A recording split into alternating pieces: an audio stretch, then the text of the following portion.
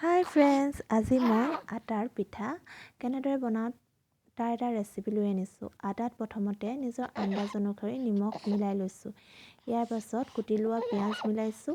আপোনালোকে ইচ্ছা কৰিলে গাজৰ, জলকীয়া এইবিলাকো মিলাব পাৰে।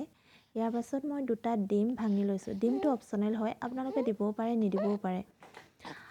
ইয়াৰ পাছত মই এনেদৰে পানী মিলাই লৈছোঁ। অলপ পাতল হ'লে ভাল হয়। টাৱাত ৰিফাইন গৰম হ'বলৈ দিয়াৰ পাছত এনেদৰে মই এটা এটাকৈ পিঠা দিছোঁ আৰু বনাই গৈছোঁ। পিঠাটোতো সকলোৱে বনাব জানেই, আৰু আপোনালোকে এইটো পিঠা বনাই খাইছেনে কেতিয়াবা? যদি নাই খোৱা বনাই খাবচোন, আৰু যদি খাইছে তেতিয়াও মোক কমেণ্টৰ যোগেদি জনাব।